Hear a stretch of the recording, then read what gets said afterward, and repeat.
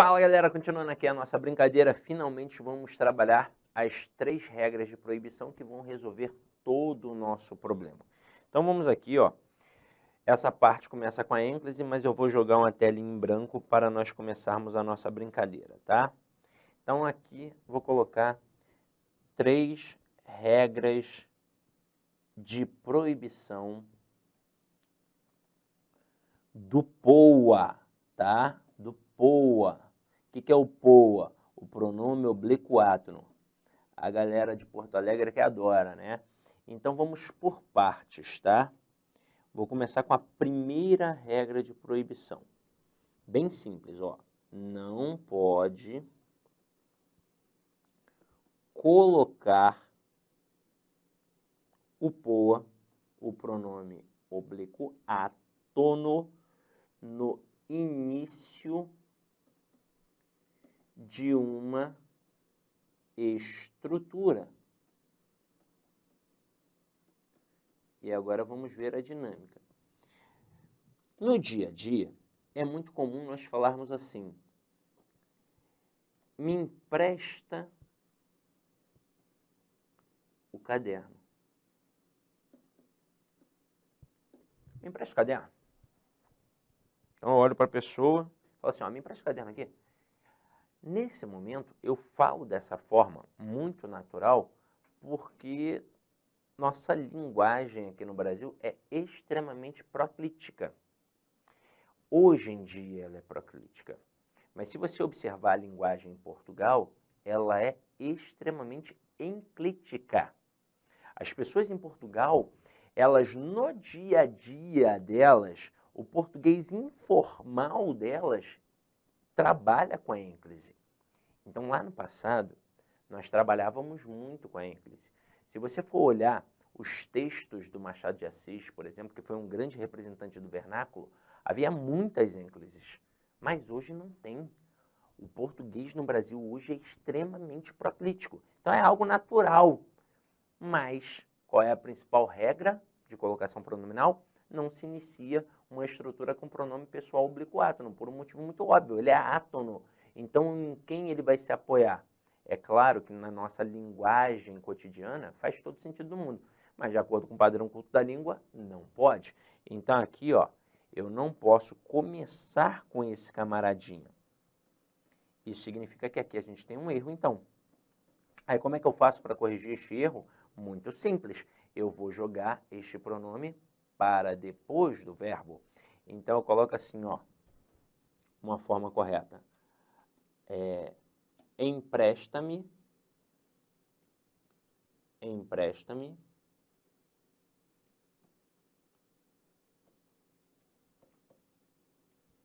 o caderno. Vou até botar como uma perguntinha, ó. Me empresta o caderno? E agora eu vou colocar aqui, ó. Empresta-me o caderno? Vou colocar como uma perguntinha. Acho que fica mais agradável sendo uma pergunta do que algo impositivo, né? A gente tem que ter educação, né? Me empresta o caderno? Não, me empresta o caderno? Pode me emprestar o caderno? Acho que é melhor. Então vamos lá. Agora vou fazer uma outra coisinha. Essa forma é a correta, beleza? Mas a gente está falando de início de estrutura, não é? Se eu colocar um amanhã aqui, qual é a classe gramatical do amanhã? Amanhã é advérbio. Então diz para mim, eu poderia, eu vou até mudar a cor da canetinha para não confundir, tá? Vou colocar a canetinha roxa de novo. Eu poderia fazer assim, ó, amanhã empresta-me o caderno. Poderia fazer isso? Não, não poderia. E por que eu não poderia fazer isso? Vou até mudar aqui o semblante da coisa, ó. Vou colocar a canetinha preta. Porque este amanhã é uma palavra atrativa, é uma palavra de fator proclítico. Então, obrigatoriamente, este pronome não pode ficar depois do verbo, formando a ênclise. Ele tem que vir para cá, ó, para antes do verbo, formando a próclise. Então, essa estrutura aqui, ó, está errada. Para ficar correta, como é que eu vou colocar? Vou colocar assim, ó, amanhã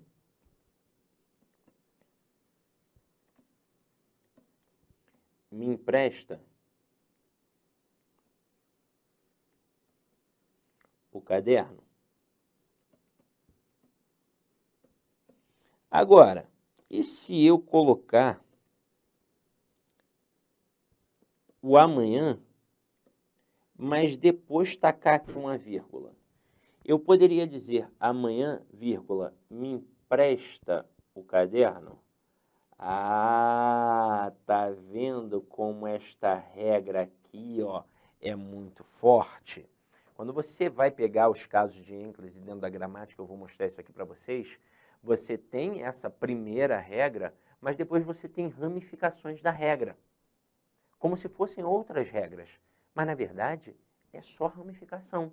Então veja que aqui eu tenho um advérbio, mas ele foi isolado pela vírgula. E se aqui apareceu uma vírgula isolando este advérbio do resto da construção, a vírgula impediu a atração do pronome. Esta palavra não tem mais o fator de atração, porque a vírgula está ali embarreirando. Está embarreirando. Então, como é que eu vou trazer o pronome para antes do verbo? Não tem como. Então, depois daquela vírgula, nós começamos uma nova estrutura. E eu não posso iniciar uma estrutura com o pronome pessoal oblíquo átono. Então, aqui eu posso ter, neste caso aqui, eu posso ter a próclise? Não, de forma alguma. Então, essa construção está errada. Se eu coloquei a vírgula depois do amanhã e impedir a atração, aqui ó, amanhã, vírgula, a construção seguinte tem que ser formada pela ênclise. Então vai ficar amanhã, empresta-me o caderno. Então veja, todas as estruturazinhas que apareceram aqui em vermelho, elas estão corretas. Na primeira, vou colocar ABC, tá?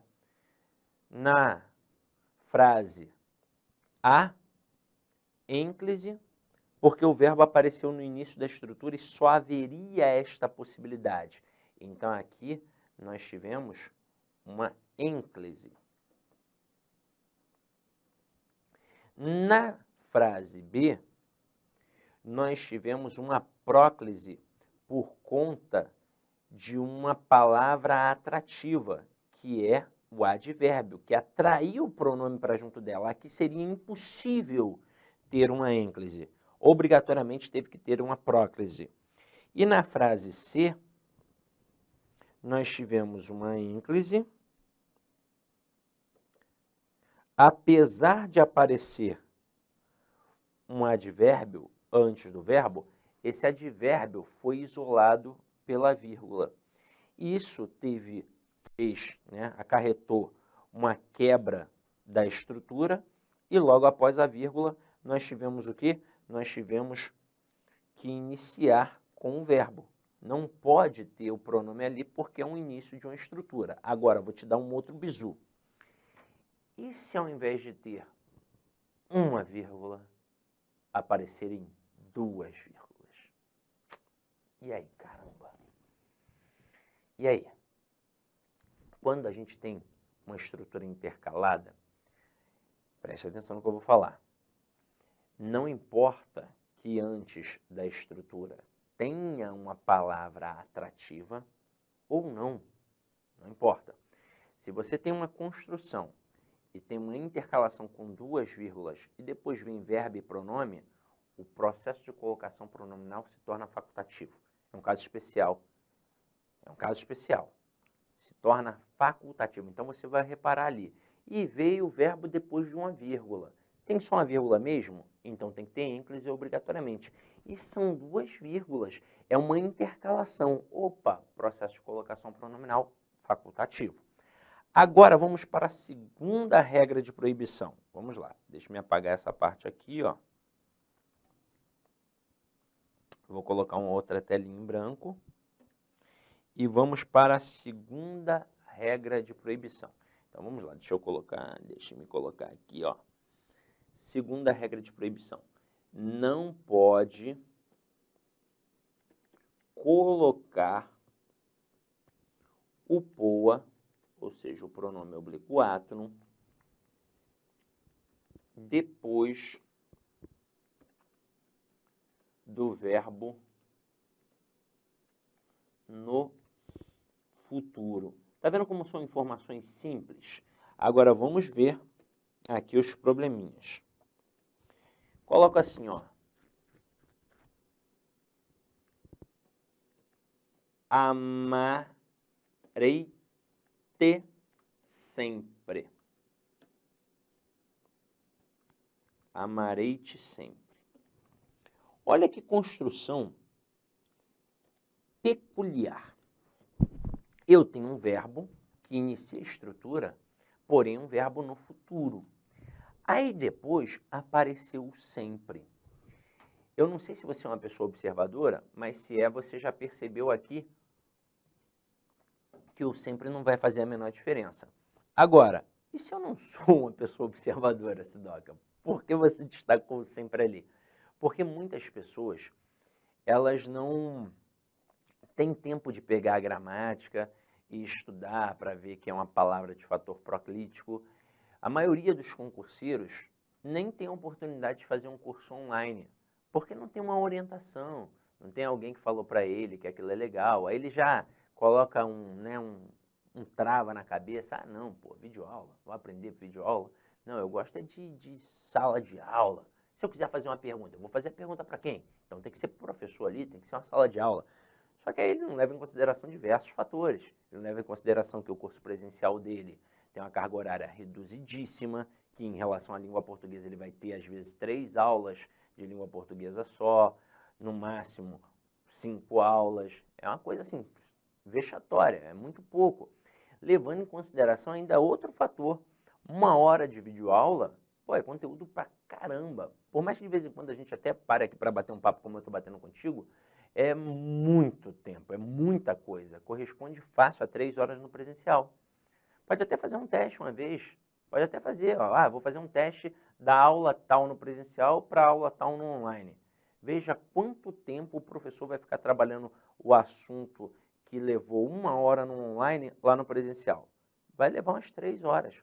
A não ser que ele tente otimizar da forma mais breve possível, até porque ele tem pouco tempo. Então, o que acontece? Ele escolhe os principais assuntos, geralmente se ele for um cara esperto, ele escolhe assunto que ele domina muito, aquele assunto para ele dar show, ele não fala tudo, ele pega, isso aqui é difícil. Não para ele, né, mas difícil para o aluno, então não vou falar porque de repente ele vai se sentir mal por não ter aprendido, então eu vou escolher só os assuntos com os quais eu tenho mais familiaridade, aqueles de que gosto mesmo, e ainda vou trabalhar só alguns tópicos para realmente ser o filé do filé. E aí você vai sair de lá com a falsa impressão de que aprendeu tudo. Pô, foi tão simples, tão gostoso. E aí você vai fazer a prova e olha e fala assim, meu Deus, não sei nada. Por quê? Porque você teve uma carga horária reduzidíssima e você provavelmente viu aquele conteúdo uma única vez. Por mais que tenha batido uma dúvida e você tenha perguntado para o professor ali qualquer coisa, você viu o conteúdo só uma vez, então você não aprendeu. Você só compreendeu. Foi legal, foi divertido, mas foi ilusório. Foi uma enganação.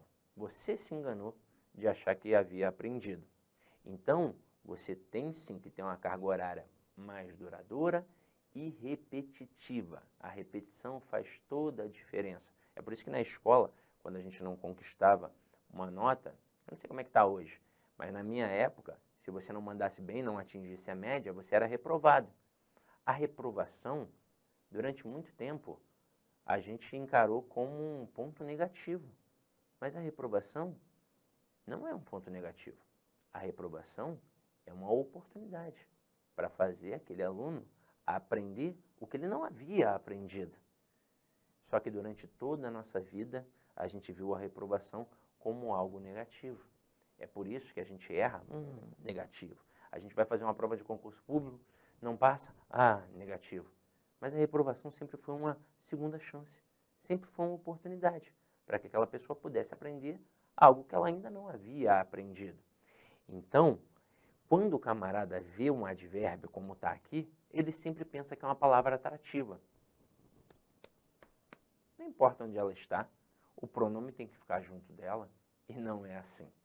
O advérbio, ou qualquer outra palavra atrativa, tem um nome técnico, é palavra de fator proclítico.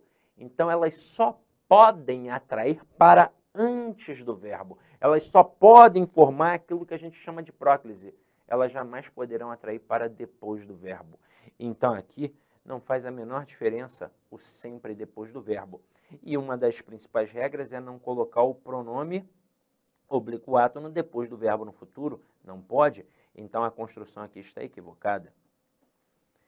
Então, ó, se não pode depois, qual é a próxima opção mais viável? Antes. Mas, opa, eu também não posso colocar antes porque eu não posso iniciar uma estrutura com pronome pessoal oblíquo átono. Então, caramba, restou qual posição? Olá, meus amigos, minhas amigas, eu sou o professor Lac e com muito prazer eu quero fazer um convite muito especial para você. Você que assistiu essa videoaula é uma videoaula demonstrativa do nosso site lá, Concurso.